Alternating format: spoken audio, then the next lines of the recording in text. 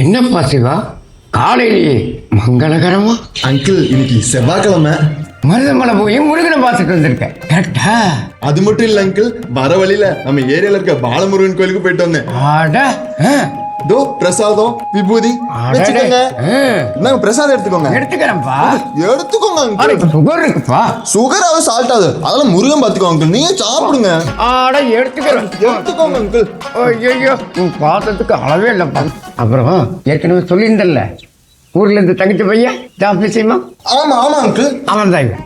ஓ hi bro. Hi bro, நல்லா இருக்கீங்க? நல்லா இருக்கு, நீங்க எப்படி இருக்கீங்க? நல்லா இருக்கேன். என்னங்க திருநீர் வச்சுக்கோங்க. பிரசாதம் எடுத்துக்கோங்க. இல்ல வேற அதெல்லாம் முருகன் பாத்துக்குவாரு ப்ரோ. அப்படி அப்புறமா சாப்பிடுங்க.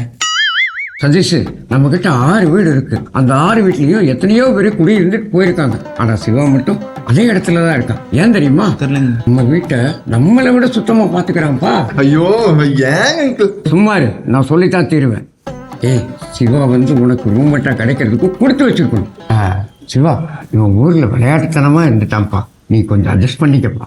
அங்கிள் ஆரம்பத்தில் இன்ட்ரோடியூஸ் பண்ணும்போது என்னன்னு சொன்னீங்க? என் சொந்தக்கார பையன். ஒரு திருத்தம், நம்ம சொந்தம் அங்கிள். நான் பாத்துக்கிறேன், யூ டோன்ட் வரி. ரொம்ப சந்தோஷம்ப்பா. ப்ரோ நேரா ரூமுக்கு போறோம். ஒரு யூனோ மேட்ச் போட்டு ஃபர்ஸ்ட் மிங்கிள் ஆயிரலாம். அதுக்கப்புறம் மத்த வேலைலாம் பாத்துக்கலாம். கோயம்புத்தூரே நம்மளுக்கு வாங்க. அட வாங்க ப்ரோ.